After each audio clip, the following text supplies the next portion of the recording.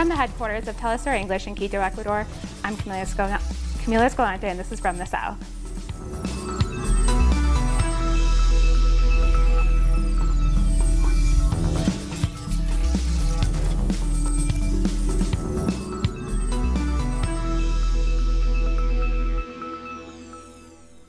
Mexico and Uruguay have announced that they will jointly host an international conference to advocate for dialogue in Venezuela. The conference will be held in Uruguay's capital, Montevideo, on February 7th. Representatives of countries and international organizations with a neutral position on Venezuela will join. The president of the Mercosur bloc, Daniel Kagani, has also called for a meeting with member states to be held after the conference. He described Uruguay and Mexico's initiative as, quote, a very important initiative in support of dialogue in Venezuela. Our correspondent in Montevideo, Mateo Grill, brings us the details. The governments of Uruguay and Mexico have proposed an international conference for peace in Venezuela to be held on February 7th in Uruguay's capital, Montevideo. This idea came out during a talk between the Uruguayan President Tabaré Vázquez and the EU High Representative of Foreign Affairs, Federica Mogherini. The conference is aimed at promoting dialogue between the parties in Venezuela. At least 10 countries are expected to participate, and also different international organizations. This follows a proposal of UN Secretary General Antonio Guterres, who said that dialogue should be explored to solve the issues in Venezuela. On February 11th, 4 days later, the Mercosur Parliament will also meet to discuss Venezuela and try to promote talks and avoid any possible conflict. And President Andrés Manuel López Obrador has rejected a proposal made by Spanish Prime Minister Pedro Sánchez to join an international group aimed at addressing the Venezuelan crisis. Following a bilateral meeting, López Obrador said that a dialogue should first be held by the parties in Venezuela. The Mexican president says once this dialogue takes place, his country is willing to help. Meanwhile, thousands of Venezuelans have taken to the streets in the state of Falcón to support the government of Nicolás Maduro. The president of the National Constituent Assembly, Diosdado Cabello, joined the march. Demonstrators said that they will defend the Constitution and their country against any foreign intervention and that they do not recognize opposition leader Juan Guaidó as interim president. We are fighters, workers, and Venezuelan women who are not going to step back. We are going to fight for the people of Bolívar, people of Zamora, and the people of Manuela Sáenz, who was a fighter. We are here to fight and support our president, Nicolás Maduro. Let our president alone. Let him work. You have to rule in your country. We rule in ours. Here we want peace, solutions. We don't want war or violence. It's enough. The imperialism needs to stop. Firstly, the president of the assembly is flouting. The Supreme Court did not recognize that assembly. So that man cannot come before the people who already elected its president and say he wants to take the government. We, Venezuelans, do not agree. He is not the president, and he never will be. And an opposition protest, which was called by Guaidó, took place in Caracas after he called on his supporters to protest against the government. He also urged the military to abandon President Nicolás Maduro. The opposition leader has also called for another march to be held on the weekend. Our correspondent, Luis Tavera, has been following the marches and brings us the latest from Caracas. I am here in downtown Caracas, where everything remains calm as demonstrations continue. People are gathering in the popular Plaza Bolívar to support the government of Nicolás Maduro and to reject the intervention attempts pushed by the United States. A permanent vigil is also being held outside the Miraflores presidential palace. Supporters at the vigil have said that they will remain there to defend their sovereignty, their right to self-determination, and to defend their constitution. Meanwhile, the Supreme Court of Justice has announced that a probe will be opened against opposition leader and self-proclaimed President Juan Guaidó, who has been banned from leaving the country. The judiciary has also ordered his accounts and assets to be frozen. That was Luis Tavera in Caracas. Now to Brazil, where the Supreme Court granted former President Luiz Inácio Lula da Silva permission to attend his brother's funeral, but the decision came too late, as his brother had already been buried. Our correspondent in Sao Paulo, Ignacio Limas, brings us the latest. Yesterday, Lula's defense lawyer requested a permit for the former president to leave prison so he could attend the vigil and funeral of his older brother. The 79-year-old Lula da Silva died of lung cancer on Tuesday. Lula's defense argued that the law clearly states that prisoners are allowed to attend funerals of their relatives. Even though the Supreme Court Chief Justice permitted Lula to go to the funeral, the decision was too late, as live streaming of the funeral on various social media platforms showed that Lula da Silva had been buried. Therefore, the decision proved to be ineffectual. Later, the Chief Justice allowed Lula to meet with his family at a military base. Lula's lawyer said the meeting was negotiated to compensate him for the incompetent Brazilian justice system.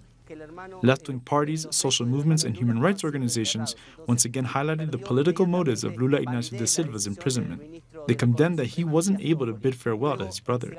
Previously, authorities in Sao Paulo argued that they don't have the resources to guarantee the security of an operation of this nature, which would have likely attracted a huge crowd. Critics highlighted the controversy of Lula's sentencing, as it was the fastest among those tried in the same corruption case. Yet the court moved very slowly in allowing him to attend his brother's funeral. We'll take a short break now. Stay with us.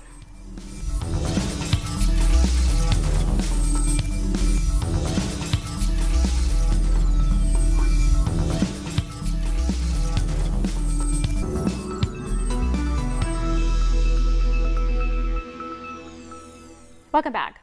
Global unions in Brazil have staged a protest in front of Vale's headquarters after the mine dam collapse.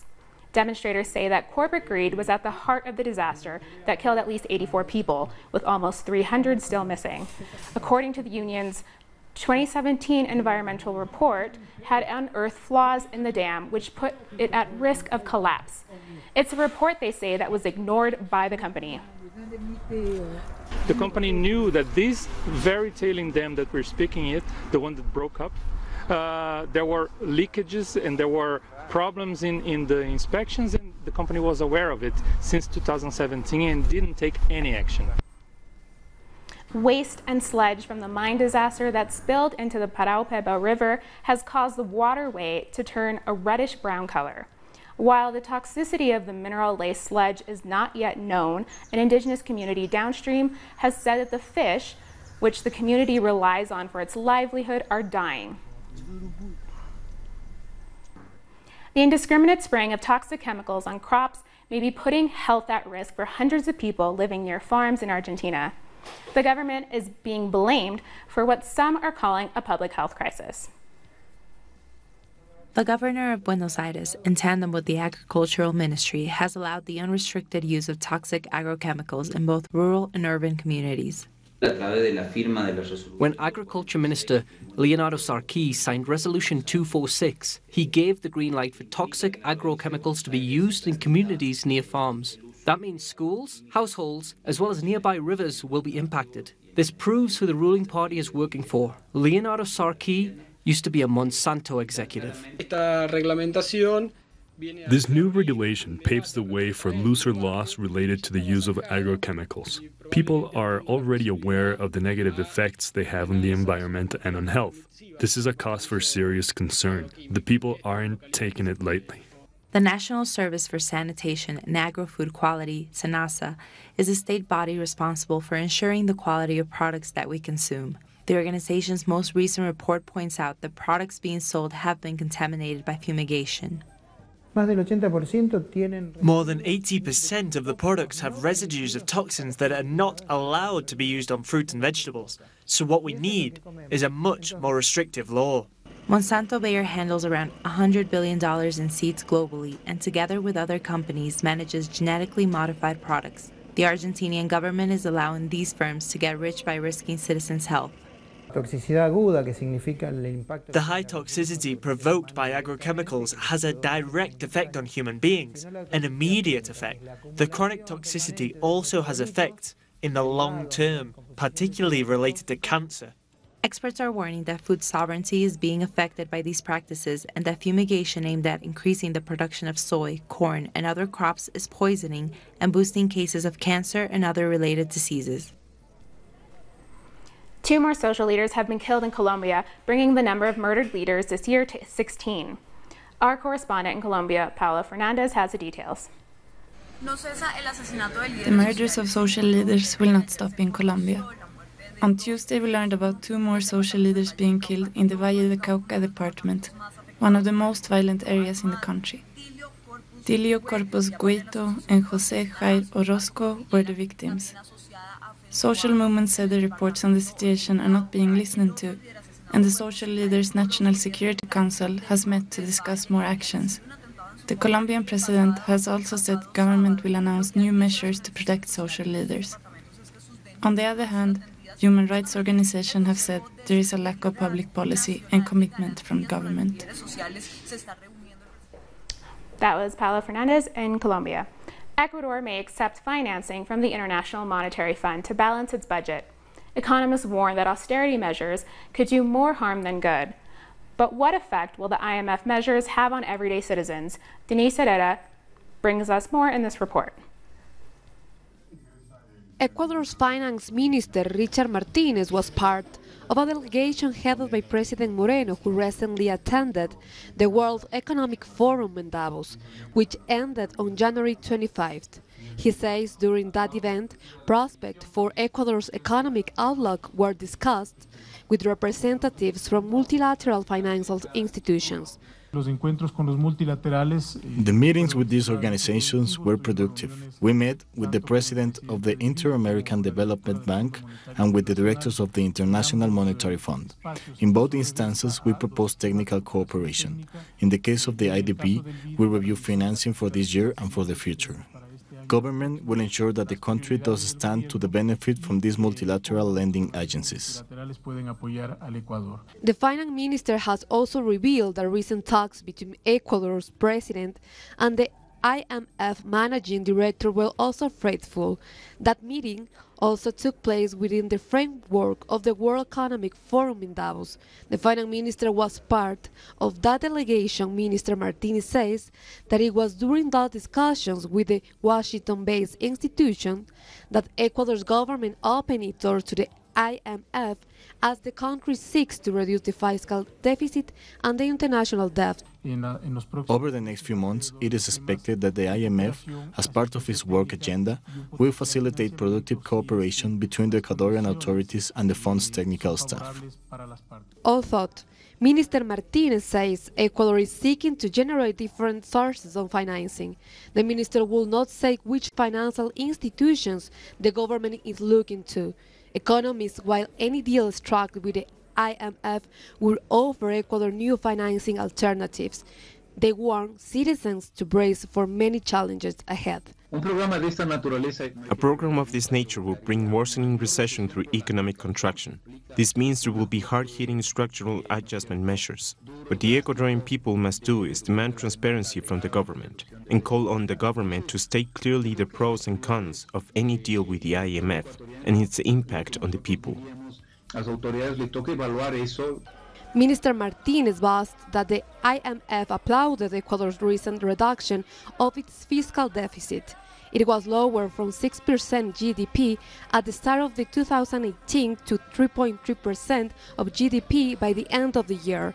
This was accomplished by reductions in public spending and a revision of gas subsidies. However, the latest opinion poll showed that 75% of Ecuadorians think that Moreno-led administration is bad. Denise Herrera, Telesur, Ecuador. In Argentina, more than 380,000 people in Buenos Aires have been affected by power outages. Our correspondent, Sabrina Roth, has the latest. In Buenos Aires, more than 23,000 users are without power, and 380,000 have been affected overall. Many of the users that were left without power are complaining that they had to throw away everything they had in their fridges. But it is also important to mention the increase in the electricity bill by the government of Mauricio Macri, which promised that companies will make the necessary investments to improve these services. However, so far the users affected by power cuts have kept increasing.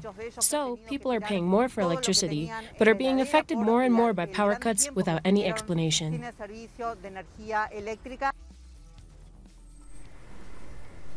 Quinoa, one of the world's most popular health foods, has also become a catalyst for the Bolivian economy, and export markets are opening up. But can Bolivia satisfy the soaring demand? We'll tell you more in this report. It is also known as the golden grain of the Andes for its extraordinary nutritional qualities. Since the United Nations declared 2013 the International Year of the Quinoa, demand has increased. We are seeing that exports this year have been 33,000 tons and national consumption is 23,000 tons, so it's very close. It is important that the Bolivian people consume much more quinoa. In Bolivia, consumption of quinoa has doubled over the past 6 years. It's gone from 1 kilo and 200 grams per person in 2013 to almost 2.5 kilos last year. Also last year, 33,000 tons were exported, with new export opportunities with Mexico and China. What is interesting is that in 2018, we looked to the Chinese market. We started by exporting 40 tons, and now we have reached 200 tons. Small campesino farmers are the main producers of quinoa in this country. The National Association of Producers comprises 20,000 families. They are now trying to boost production and exports. The Chinese market is there. We have proposals from several Chinese companies. Therefore, we hope to concretize a deal. And they also want the product in huge amounts. So we need to be able to fulfill the huge demand. Bolivia also exclusively produces a premium quality seed called Royal Quinoa. It is grown in the 4,000-meter summit of Salar de Uyuni.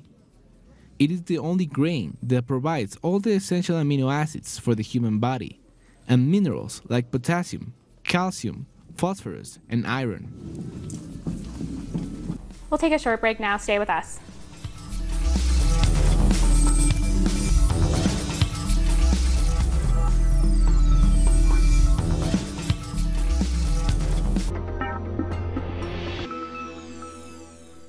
Welcome back.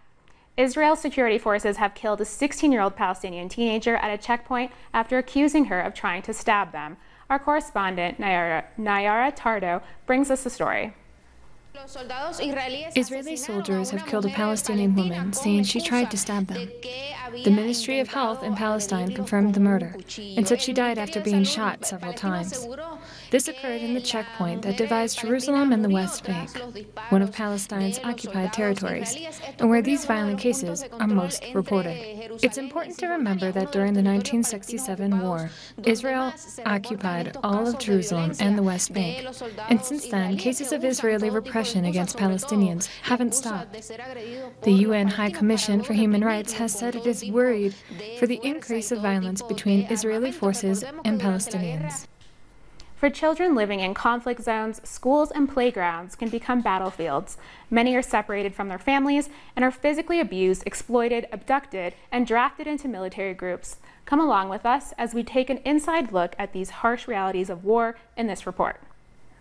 Meet Joseph. He's just 13. He lives in the Democratic Republic of Congo. When the war broke out, he fled with his grandparents while his parents ran off to Angola with his siblings. Feeling abandoned, he decided to join the rebel militia. Joseph claims to have carried out unspeakable acts and seen things that cannot be unseen. I fought with the militia for 6 months. I killed 7 people, all of them soldiers. I didn't used to feel guilty, but now, when I think about it, I do. There is still hope, though. Joseph left the militia and now lives in a recovery center. There he has learned to sew thanks to mentors like Rebecca. It is hard because they are children that have gone through things that, when we listen to them, are really painful and damaging. We teach them to forgive and to love, to be educated, to respect the others, and that is the only way they can start returning to normal life.